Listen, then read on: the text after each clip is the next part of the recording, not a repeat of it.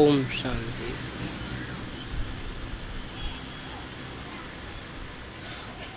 वाणी चल रही थी 15 फरवरी 1967 प्रातः क्लास। पहले पेज के मध्यांत में बात चल रही थी आत्मा में ही खाद पड़ती है। आत्मा में खाद पड़ती है तो सोने जैसी आत्मा नहीं रह पाती। सोना माना सच्चा। चांदी की खाद पड़ती है, द्वापर में कॉपर की खाद पड़ती है, कलयुग में लोहे की खाद पड़ती है। तो सच्ची आत्मा एकदम झूठी बन जाती है। अब झूठी आत्मा को सच्चा कौन बनावे?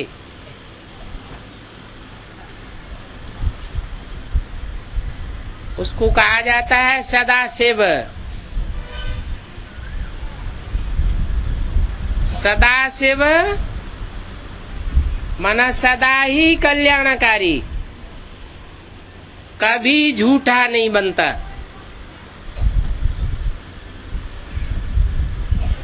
पतित नहीं बनता, उसमें खाद नहीं पड़ती।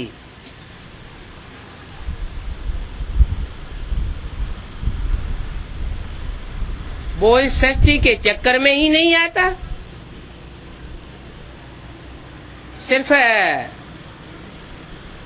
ड्रामा के बंधन में इसलिए बांधा हुआ है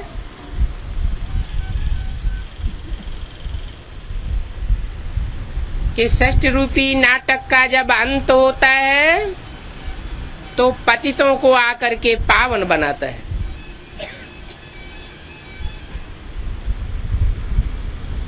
उसके लिए योगाग्नि प्रज्वलित कराता है। ऐसी अग्नि जिसमें सोना शुद्ध बन जाता है। आत्मा रूपी सोने में से सारी खाद निकल जाती है, सच्चा सोना बन जाता है। ये भी तुम बच्चे जानते हो। ये साधु संत आदि तो समझते हैं कि आत्मा निर्लेप है, आत्मा को कोई लेप छेप नहीं लगता।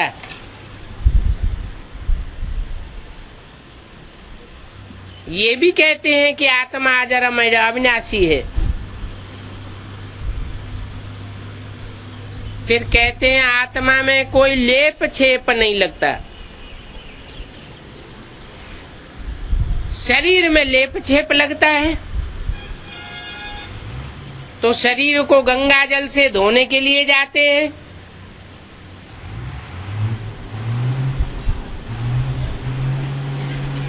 लेकिन आत्मा चैतन्य है और शरीर जड़ है।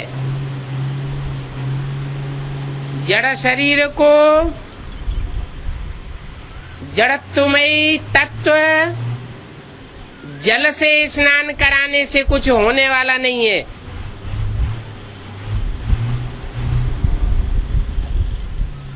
वो तो समझते हैं सब आत्माएं परमात्मा का रूप है। जैसे परमात्मा में लेप छेप नहीं लगता, आत्माओं में भी लेप छेप नहीं लगता। सभी परमात्मा ही परमात्मा है। तो इसका मतलब परमात्मा में खाद पड़ जाती है। अब परमात्मा में थोड़ी खाद पड़ती है। आत्माएं नंबरवार होती है, परमात्मा थोड़ा ही नंबरवार होता है। उसका तो नाम ही है परम, परम शक्ति।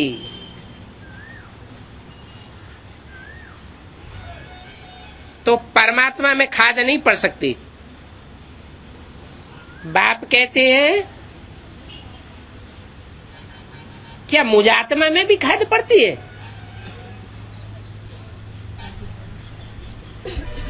मुझे भी संग का रंग लगता है क्या?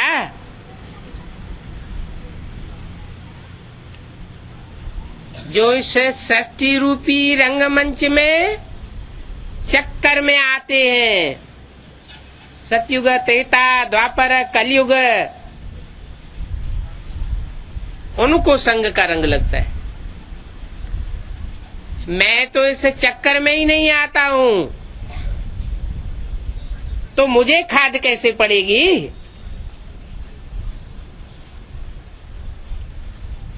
मैं तो सदैव परम धाम में रहता हूं। और कलयुग के अंत, सतयुग आदि में, संगम युग में थोड़े समय के लिए इस सृष्टि पर आता हूं, तो भी बुद्धि योग से परम धाम वासी हूं। साकार तन में आता हूं, पतित दुनिया में आता हूं, पतित तन में आता हूं, तो भी ऊंचे धाम का वासी हूं। गड्ढे में मेरी बुद्धि जाती ही नहीं, तो संग का रंग कैसे लगेगा? मुझे तो कहते ही हैं परम पिता परमात्मा।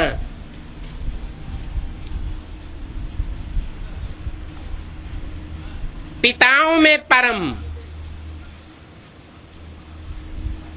और जिसमें प्रवेश करता हूं वो आत्माओं में परम। जो भी जन्म मरण के चक्र में आने वाली आत्माएं हैं, उनके बीच में परम पाठधारी में मैं प्रवेश करता हूं।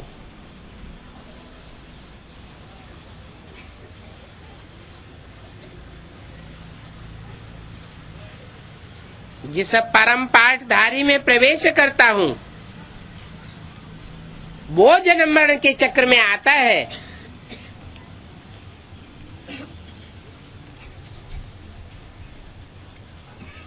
सतयुग में उसकी भी कलाएं कम होती है। सतयुग में 2 कलाएं कम हो जाएंगी, त्रेता में 6 कलाएं कम हो जाएंगी,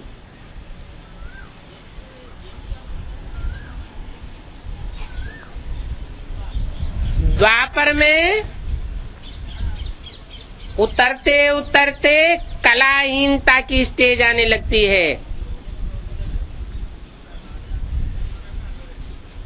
कलयुग अंत में जब पूरा अंधेरा छा जाता है,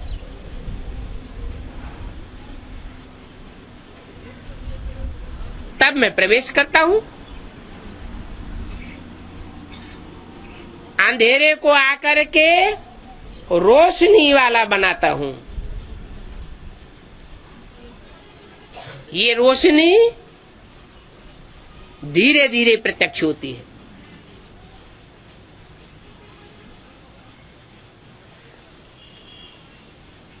जो जितनी पावरफुल आत्माएं हैं, बड़ी आत्मा रूपी बैटरी हैं,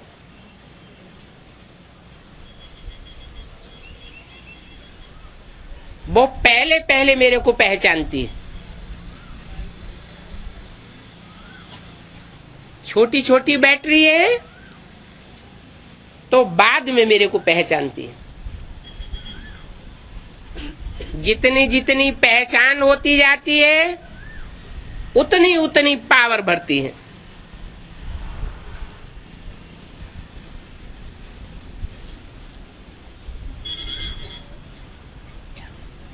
तो सब आत्मा रूपी बैटरी जन्म मरण के चक्र में आती हैं। पुराना चोला छोड़ती जाती है, नया चोला धारण करती जाती है, और आत्मा तामसी बनने के साथ साथ चोले भी तामसी बनते जाते हैं।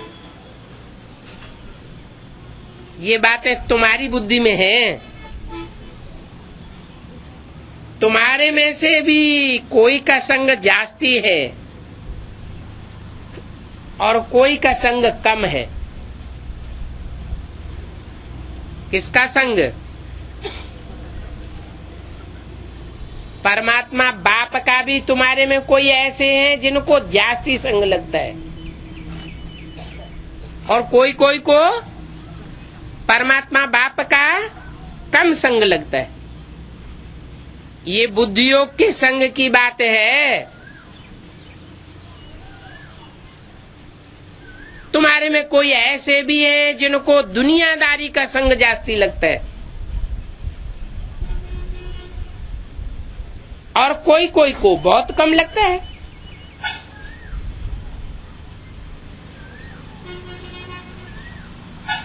अभी शूटिंग हो रही है संगम में।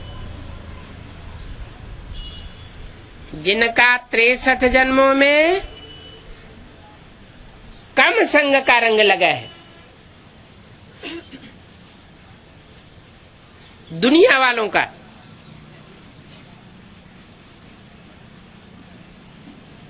वो परमात्मा बाप को जल्दी पहचान लेते हैं।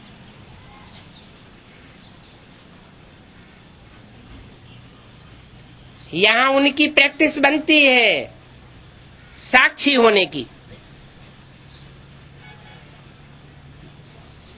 कोई तो अच्छी रीति पुरुषार्थ करके योग में रहते हैं। क्या पुरुषार्थ करते हैं?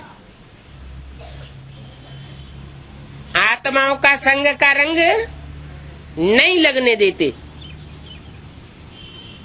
और बाप जिसको पहचाना है उसका जास्ती से जास्ती संग के रंग में आने की कोशिश करते हैं।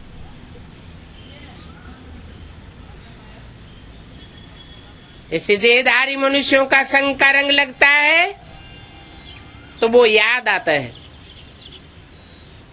इन आंखों से जो भी चीज देखी जाती है वो बुद्धि में याद आती है और कहीं लगाव पूर्वक देखी जाए तो तीखी याद आती है।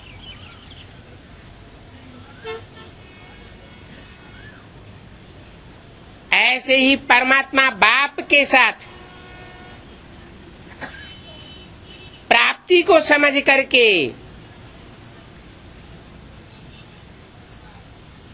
कि क्या प्राप्ति होने वाली है और दुनिया को उस सुप्रीम सोल बाप से क्या प्राप्ति होती है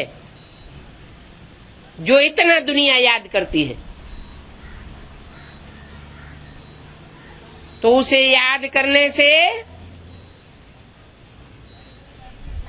पावर जन्म जन्मांतर के लिए भर लेते हैं, क्योंकि दुनिया से उनकी बुद्धि डिटैच होती जाती है।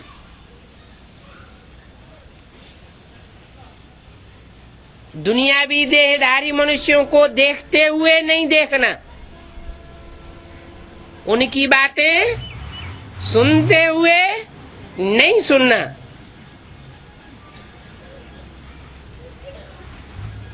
सिर्फ आंख और कान की बात नहीं है, सभी कर्मेंद्रियों का आचरण ऐसा होने लगता है जिनकी बुद्धि में बाप की सही पहचान बैठ जाती है।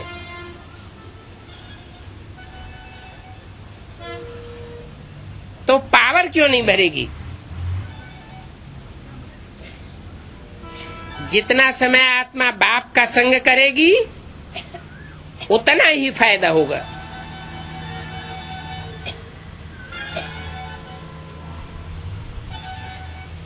बाप तो अकर्ता है। कौन सा बाप? सुप्रीम सोल बाप, शिव बाप, जिसे सदा शिव कहते हैं, वो तो अकर्ता है। अच्छा बुरा कर्म करने वाला नहीं है।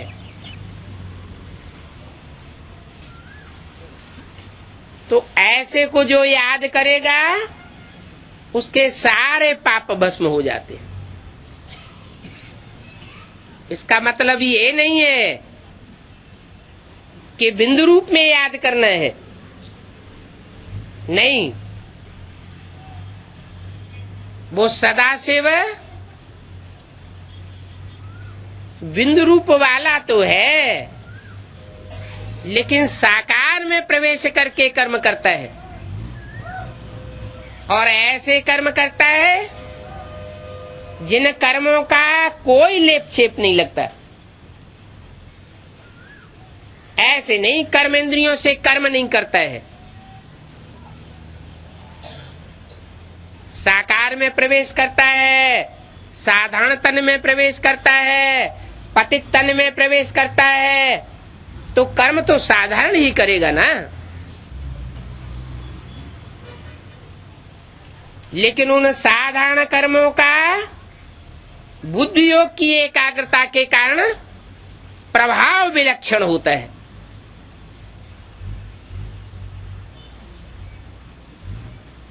ऐसी प्रैक्टिस कराता है। उस प्रैक्टिस का नाम है सहज राजयोग। सहज उनके लिए है जो बाप की बताई हुई बातों को मानते हैं, काटते नहीं हैं। चाहे वो माँ के रूप में आकर के बात बताता है, ज्ञान सुनाता है,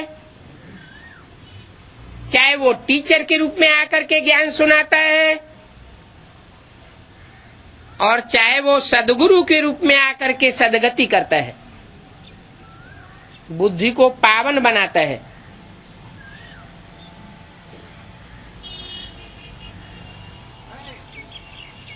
कोई अच्छी रीति पुरुषार्थ करे तो बहुत आगे जा सकता है। मैं भी ड्रामा के बंधन में बांधा हुआ हूँ। जो मुझे इस दुनिया में आकर के पतित शरीर का आधार लेना पड़ता है,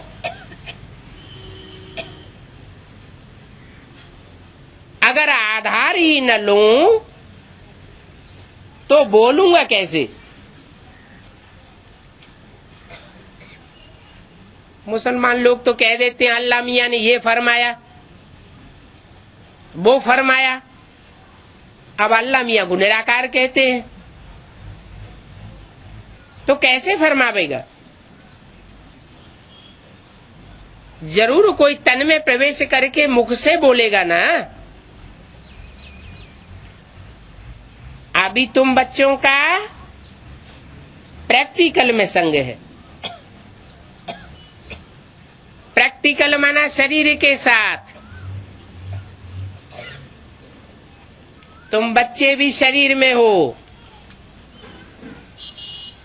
और तुम आत्माओं का बाप भी शरीर में है, और शरीर में होने के साथ साथ प्रैक्टिकल में तुम संबंध जोड़ते हो। संबंध माना समान बंधन, संपूर्ण बंधन।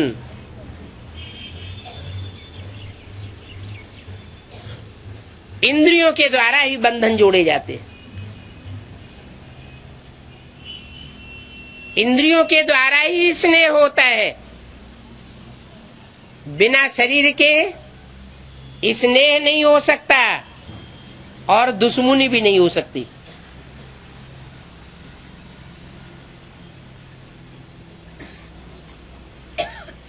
ईर्ष्या देश शरीर के साथ होता है। कोई कहे हम तो बिंदी को प्यार करता हूं, बिंदी सुप्रीम सोल से मेरी दुश्मनी है, ये बात लागू नहीं हो सकती।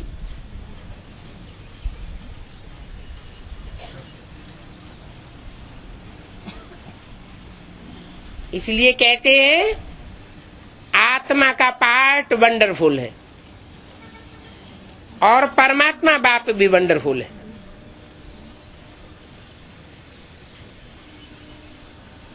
एक भी ये नहीं जानते कि कैसे इतनी छोटी सी बिंदी अविनाशी पार्टधारी है। ये तुम बच्चे अभी समझते हो कि आत्मा कितनी वंडरफुल पार्टधारी है। और ये सारी दुनिया कैसे चक्कर लगाती है।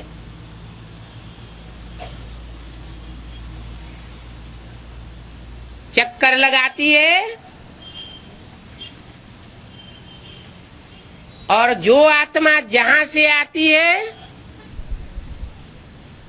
5000 वर्ष का चक्कर पूरा करके वहीं पहुंच जाती है। आत्मा ही नहीं, 5 तत्वों का अणु अणु जहां से चक्कर लगाना शुरू करता है वहीं वापस जाना है। जैसे यहाँ इस सभा में जो जहां से आया है वहीं वापस जाएगा।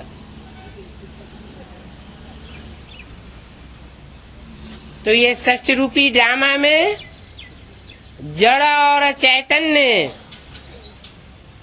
दोनों का चक्कर नुधा हुआ है।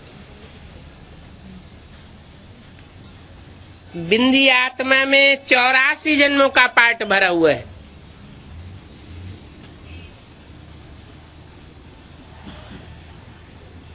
कितना आत्मा पार्ट बजाती है।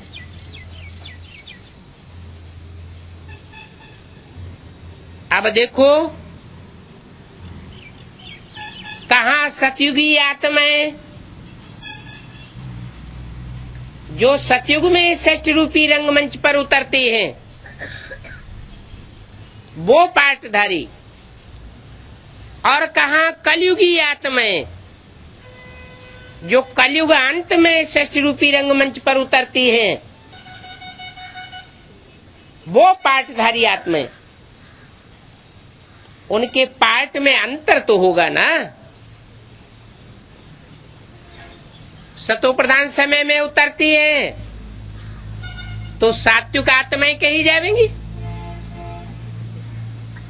तमो प्रधान समय में उतरती है तो तामसी आत्माएं कही जाएंगी। उनको कहेंगे लोहे जैसी आत्माएं। किनको?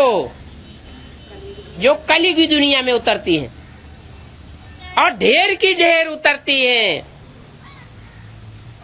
उनके संग के रंग से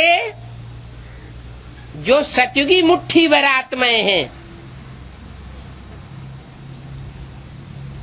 वो भी काले लोहे की तरह तामसी बनने लग पड़ती है।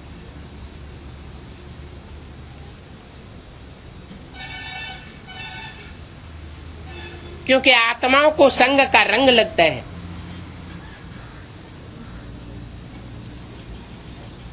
एक परमात्मा बाप सुप्रीम सोल है जिसको संग का रंग नहीं लगता।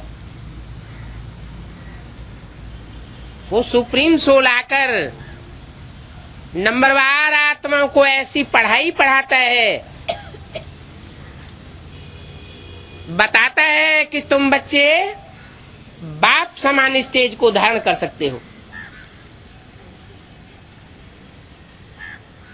लेकिन सदा काल के लिए नहीं।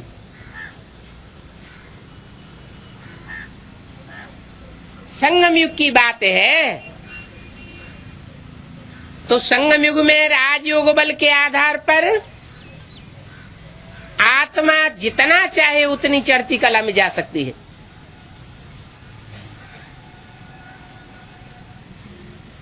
चाहे तो यहाँ एक ही जन्म में सारे विश्व का बादशाह बन सकती है।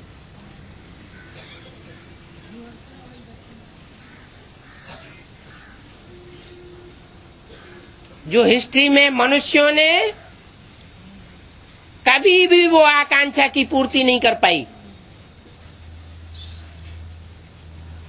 बड़े से बड़े बादशाह हुए हों, हिटलर हुए हों, नेपोलियन हुए हों, कोई भी सारे विश्व के ऊपर कंट्रोल नहीं कर सके।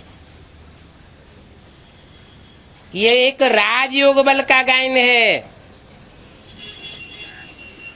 कि आत्मा उस बाप को पहचान करके उसका प्रैक्टिकल में संग का रंग लेकर के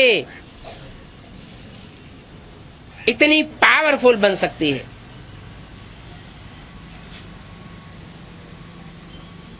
तो देखो तुम आत्माओं को कितना वंडर है। तुम्हारी आत्मा सबसे जास्ती ऑलराउंड पार्ट बजाने वाली। तुम्हारी माना किसकी?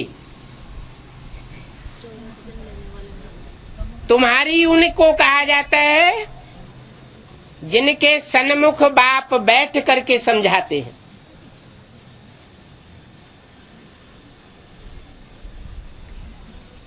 ऑलराउंड पार्टधारी तुम्हारी आत्मा है। माना पूरे 84 जन्मों का चक्कर लगाने वाली तुम्हारी आत्मा है। तुम हो 9 लाख सितारे।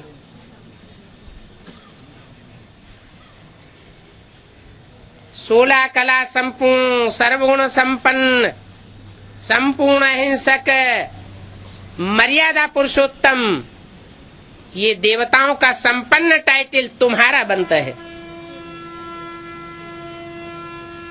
जिनका एक जन्म कम हो जाएगा उनके ये टाइटल भी परसेंटेज में कम हो जाएंगे। और वो कमजोरी, वो कच्चापन उन देवात्माओं को द्वापर युग से कन्वर्शन में ले जाएगा, दूसरे धर्मों में कन्वर्ट हो जाएंगी। ये कन्वर्शन का फाउंडेशन भी यहां पड़ता है। कोई बच्चे हैं जो नॉलेज की शक्ति से एक बार बाप को पहचान लेते हैं तो आज से लेकर के अंत तक पुरुषार्थी जीवन में कभी भूलते नहीं। कभी किसी दूसरे के प्रभाव में आकर के उसकी प्रजा नहीं बनते, माने उसको अपना बाप नहीं बनाते, दोगले नहीं बनते, एक बाप के बच्चे बनकर रहते हैं। ऐसे बच्चे अब भी विचारी ज्ञान को उठाने वाले होते हैं। जैसे बोला है, अनेकों से ज्ञान सुना तो विविचारी ज्ञान हो जाएगा। जिनका ज्ञान ही विविचारी हो जाएगा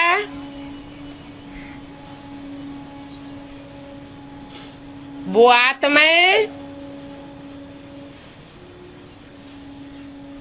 63 जन्मों में विविचारी धर्मों में कन्वर्ट होती रहेंगी।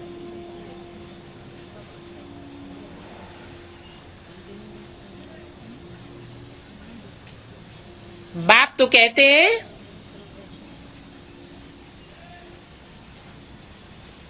अपने धर्म में मर जाना ठीक,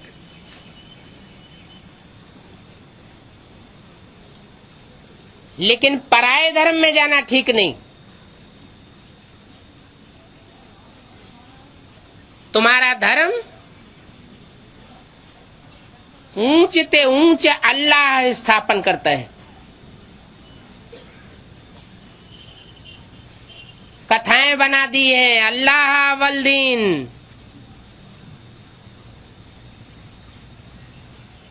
अल्लाह माने ऊंचा, अव्वल माना पहला, दीन माना धर्म। ऊंचे ते ऊंचा बाप आकर के ऊंचे ते ऊंचा धर्म स्थापन करते हैं।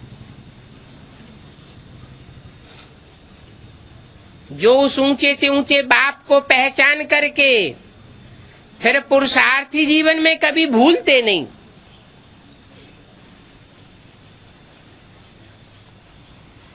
अपने पुरुषार्थी जीवन में किसी और को बाप नहीं बनाते, बाप को कभी धोखा नहीं देते।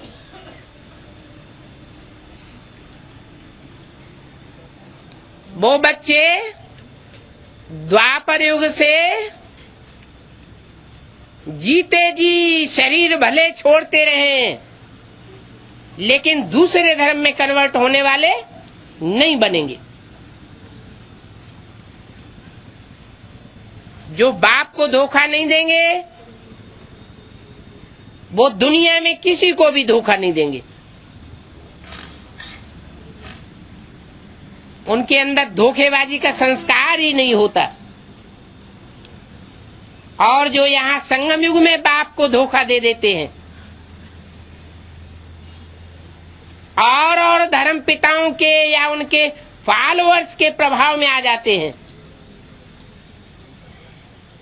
वो यहाँ सुप्रीम सोल बाप को ही धोखा देते हैं।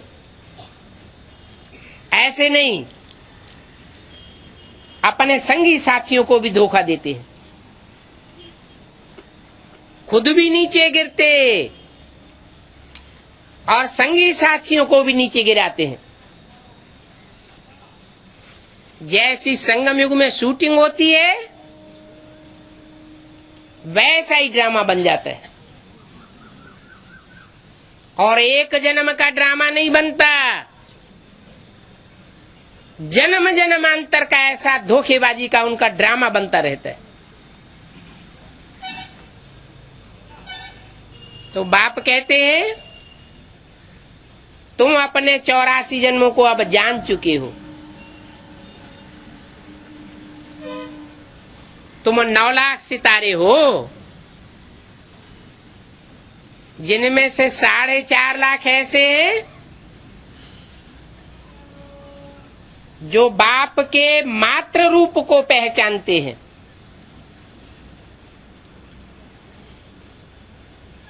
ब्रह्मा के तन में जब बाप आया,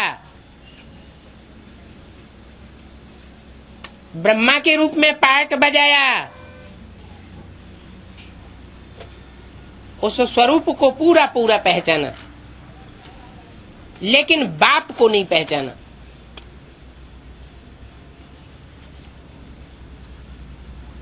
ब्रह्माचारी बनकर के रहे।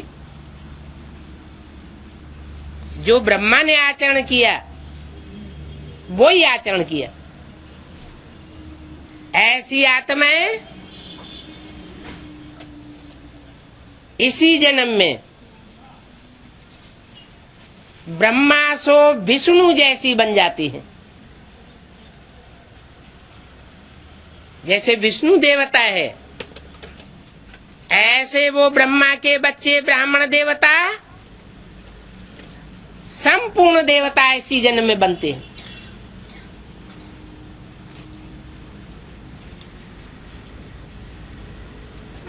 विजय माला से कन्वर्ट होकर के सूर्यवंशियों की माला रुद्रमाला में आ जाते हैं एक ही जन्म में।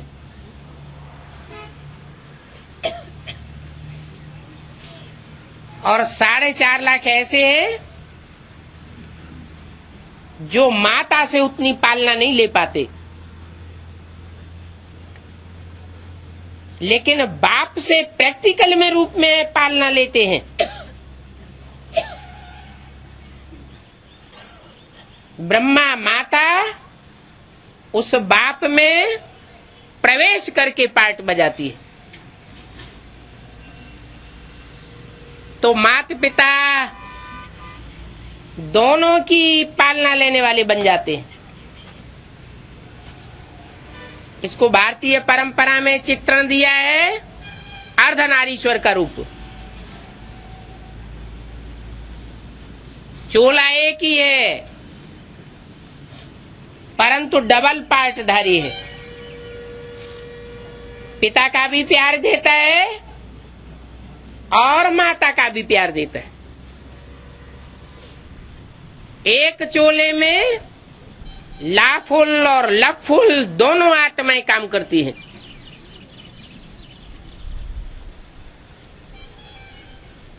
लेकिन एक ही टाइम पर नहीं,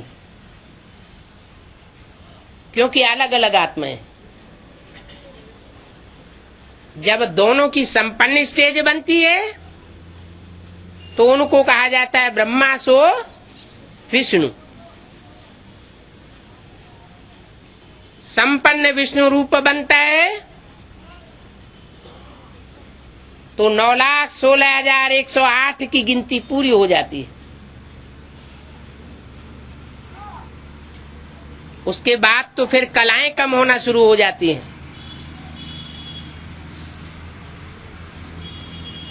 चढ़ती कला की ऊंची स्टेज तक पहुंचने के बाद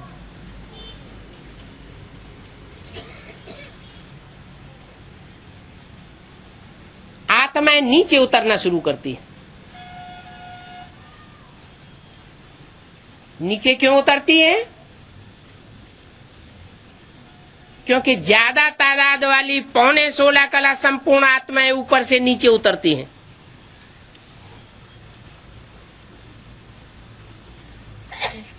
और उनके संग का रंग लगता है। हर जन्म में आत्माएं नीचे गिरती जाती हैं, क्योंकि ऊपर से कमजोर आत्माएं उतरती रहती हैं और 84 जन्म लेने वाले देवताओं को संग के रंग से कमजोर करती रहती है। ये ड्रामा बना हुआ है।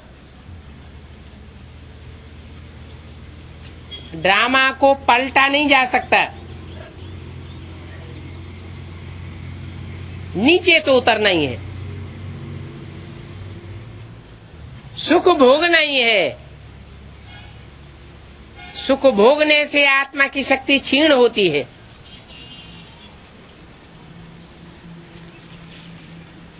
अगर एक्यूरेट परमात्मा के स्वरूप की प्रैक्टिकल में याद नहीं है तो 4 युगों में तो परमात्मा का स्वरूप याद ही नहीं रहता।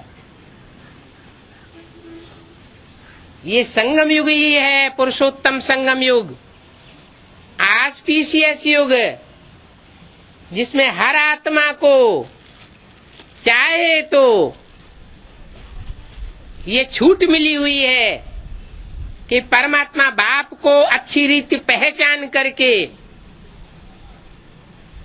उसके संग के रंग में आकर के पूरी पावर भरे। बाकी और कोई जन्म नहीं है जिसमें आत्मा पावरफुल बने, ऊंची उठे। अभी बाप कहते हैं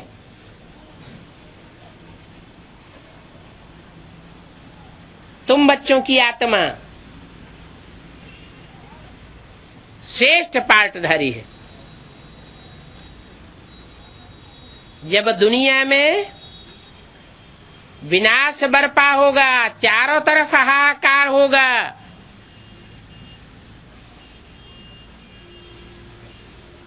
उस समय तुम 9 लाख सितारे सारे संसार में रोशनी फैलावेंगे।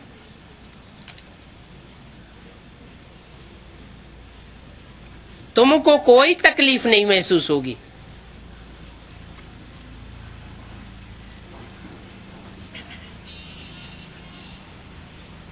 मुसलमान लोग भी गायन करेंगे, ये हैं खुदा के बंदे। उनके शास्त्रों में भी लिखा हुआ है, विनाश जब होता है तो खुदा के बंदे बहुत सुख में रहते हैं। उनको किसी प्रकार का कोई दुख अनुभव नहीं होता। जैसे कि नरक के दुनिया के बीच उनको स्वर्ग का वर्षा मिल जाता है ना वंडरफुल बात। मिसाल भी बताई दिया। जैसे यज्ञ के आदि में फाउंडेशन पड़ा था, हिंदुस्तान पाकिस्तान के बीच खून की नदियां बह रही थी। उस समय एक ऐसा भी संगठन ब्राह्मणों का था जो बड़े आराम से रहा पड़ा था सागर के कंठे, पर उनको कोई भी दुख तकलीफ नहीं थी। और हिंदुस्तान पाकिस्तान की सभी आत्माएं हाहाकार में पड़ी हुई थी। वो तो एक छोटा सा मिसाल था, जिसका फाउंडेशन लगाने वाली पाकिस्तानी धरणी बनी और पाकिस्तानी आत्माएं बनी, जिनकी यादगार भक्ति मार्ग में अजमेर का मॉडल दिखाया जाता है, स्वर्ग का मॉडल बना के रखा है।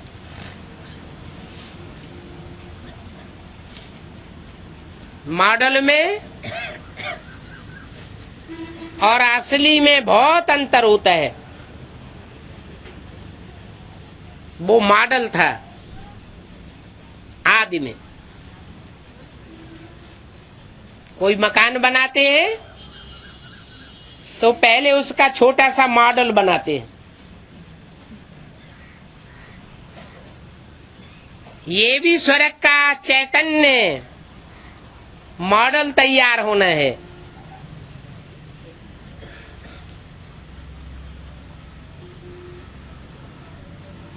उस चैतन्य मॉडल में संपन्नता की स्टेज में 9 लाख आत्माएं जीवित अवस्था में होंगी।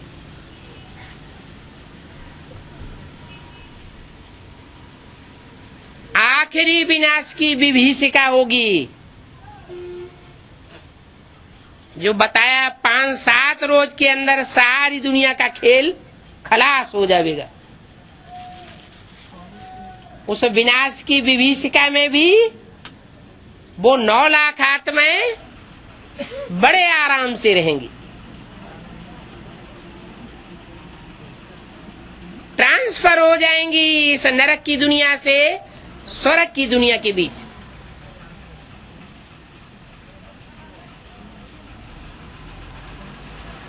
तो बाप कहते हैं, तुम जितना सुख भोगते हो, संगम युग में जितना सुख का फाउंडेशन तुम डालते हो अपने लिए, उतना दूसरी आत्माओं का फाउंडेशन नहीं पड़ता।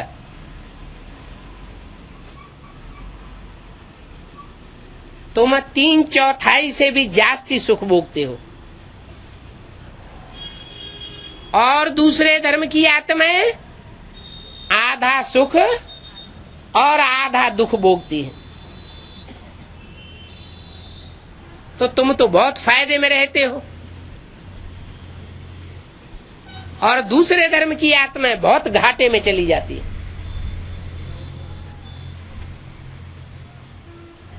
क्यों घाटे में चली जाती है? क्योंकि सच्चे बाप से सच्चा बन करके नहीं रहती। बाप कहते हैं, सच तो बिठो नच। जो सच्चा होगा वो अंदर से बाहर से डांस करता रहेगा खुशी में, और जो झूठा होगा बाप के साथ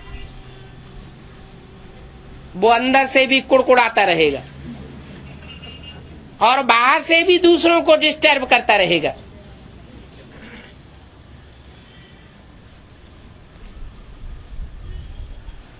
सच्चा बाप आकर के सचखंड की स्थापना करते हैं। तो सच्चे बाप को क्या प्रिय है?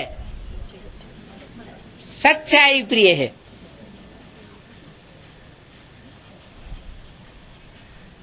ये सच्चाई के भी संस्कार जन्म जन्मांतर के संस्कार हैं। दूसरे धर्म की आत्माएं जो पक्की होती हैं अपने धर्म की, उनमें वो सच्चाई नहीं देखने में आएगी। और तुम जो देवी देवता सनातन धर्म के पक्के हो, उनमें वो सच्चाई देखने में आवेगी। खुद भी अनुभव करेंगे और दूसरे भी अनुभव करेंगे। तो ऐसे सच्चे बच्चे सच्चे बाप के साथ मिलकर के स्वभाव संस्कार से एक हो जाते हैं। कैसी स्टेज प्राप्त करते हैं? निराकारी निर्विकारी और निरहंकारी। जैसा बाप वैसे बच्चे बन जाते हैं और संपन्नता की स्टेज को प्राप्त करते हैं। तो देखो तुम्हारी आत्माओं का कितना वंडर है। तुम ऑलराउंड पार्ट बजाने वाली आत्मा हो ना। नाटक में कोई का शुरू से पार्ट होता है, कोई का बीच से होता है, कोई का पिछाड़ी में पार्ट होता है। वो तो सब है हद के ड्रामा, और ये है बेहद का ड्रामा। बेहद के ड्रामा में वही पार्ट चलता है।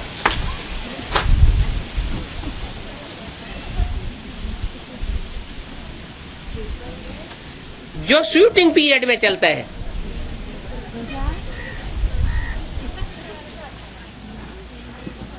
यहाँ शूटिंग पीरियड में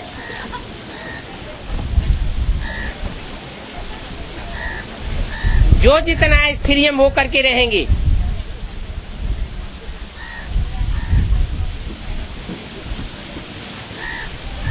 उतने वहां भी स्थिरियम होकर के रहेंगे। ये तो अभी शामियाना हिलता है।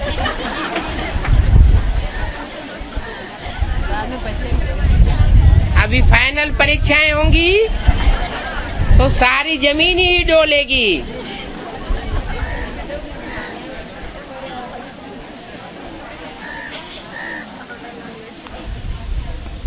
जिनकी आत्मा ने पावर भरी होगी वो स्थिरियम रह के दिखाएंगी। तो ये जो हद के ड्रामा निकले हैं सो भी अभी संगम युग से निकले हैं। जो भी हद की ड्रामाबाजी देखने जाते हैं, चाहे वो फिल्म हो, चाहे ड्रामा या नाटक हो, अभी संगम युग में ये सब बाप को समझाना पड़ता है। अभी देखो 50-60 वर्षों के अंदर कितनी इन्वेंशन निकली है। सन 67 की वाणी है। 50-60 वर्षों के अंदर इतनी जास्ती इन्वेंशन क्यों निकली? क्योंकि बाप इन 50-60 वर्षों के अंदर ही सृष्टि पर आकर के कार्य करता है। बुद्धिमानों की बुद्धि है, वो जब इस सृष्टि पर आता है तो बुद्धियों को प्रेरित कर देता है। किनकी बुद्धियों को प्रेरित करता है? तुम बच्चे तो डायरेक्ट बाप से पढ़ाई पढ़ते हो, तुम्हारी बुद्धि को प्रेरणा देने की बात नहीं है।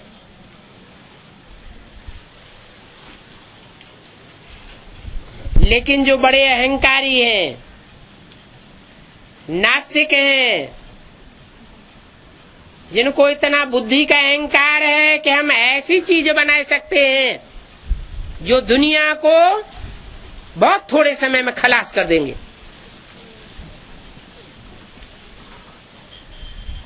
ऐसी विनाशकारी उनकी बुद्धि बन जाती है। वो परमात्मा बाप से प्रीति करने वाली बुद्धि नहीं होती। परमात्मा बाप से प्रीतिकारी जो बुद्धि होगी वो कंस्ट्रक्टिव होगी, निर्माण करने वाली होगी, ध्वंस करने वाली नहीं होगी। और जो अपने अहंकार में रहते हैं, जिनको अपनी बुद्धि का अहंकार होता है, उनकी बुद्धि ही ध्वंसकारी बनती है। दुनिया का निर्माण नहीं कर पाते, नई दुनिया के निर्माण में कोई भी सहयोग नहीं दे पाते। लेकिन पुरानी दुनिया के ध्वंस में उनकी बुद्धि लग जाती। तो देखो तुम्हारा पार्ट कितना अच्छा है, और जो परमात्मा बाप साकार के संपर्क संबंध और प्रैक्टिकल अनुभव में नहीं आ पाते, उनका पार्ट कितना नीचा गिर जाता है, मेंटेलिटी कितनी नीची गिर जाती है।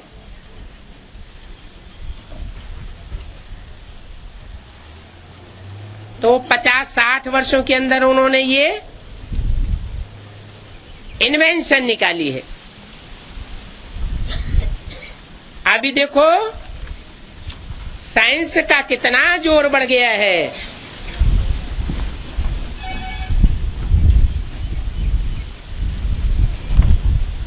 जितना जितना साइंस का जोर बढ़ता जाता है, तुम बच्चों में भी नंबरवार साइलेंस का जोर बढ़ना चाहिए।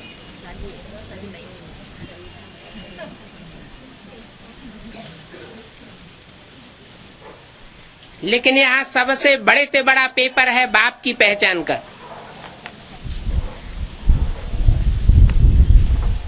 बाप की पूरी पहचान करते करते माया रोला डाल देती है।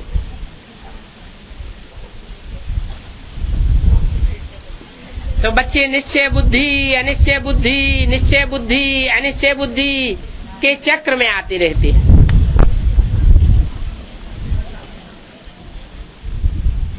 और जो प्राप्ति थोड़े समय में जास्ती करनी चाहिए, उससे वंचित रह जाते हैं।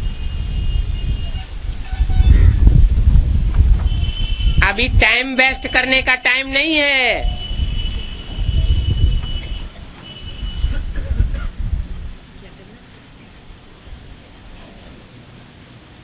कोई जज होते हैं, फैसला करने में सारी जिंदगी लगाए देते हैं और फैसला नहीं कर पाते।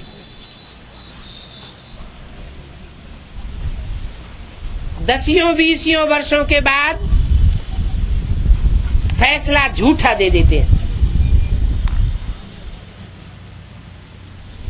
बाप कहते हैं तुम सब बच्चे जज हो, जज करो।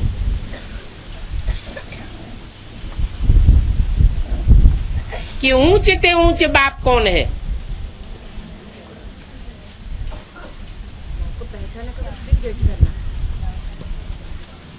माया जो रोला डालती है, पक्का पक्का जजमेंट दो, तो निश्चय बुद्धि विजयते बन जावेंगे, विजय माला के मणके बन जावेंगे। नहीं तो अनिश्चय बुद्धि विनश्यते की लिस्ट में जावेंगे। कोई आत्मा का विनाश नहीं होगा, शरीर का विनाश नहीं होगा। किसका विनाश होगा? पद का विनाश हो जाएगा।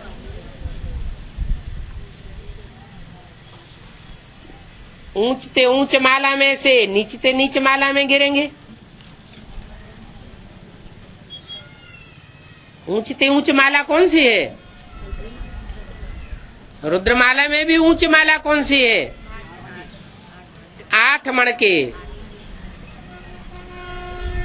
जो त्रिनेत्री बाप के सर के ऊपर रखी होती है।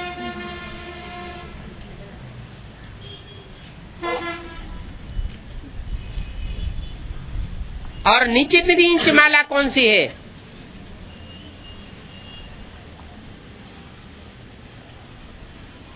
वो भी रुद्रमाला है और ये भी रुद्रमाला है। छोटी थी छोटी, ऊंचते ऊंच रुद्रमाला है 8 की। 8 रुद्राक्ष के मणके ऊंचते ऊंच, असल सूर्यवंशी। और नीचते नीचे रुद्रमाला है 500-700 करोड़ की।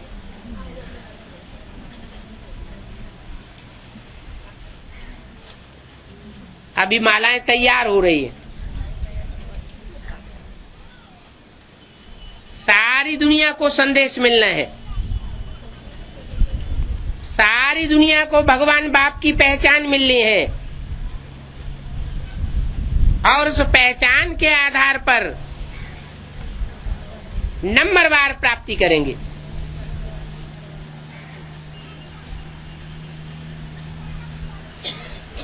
ओम शांति।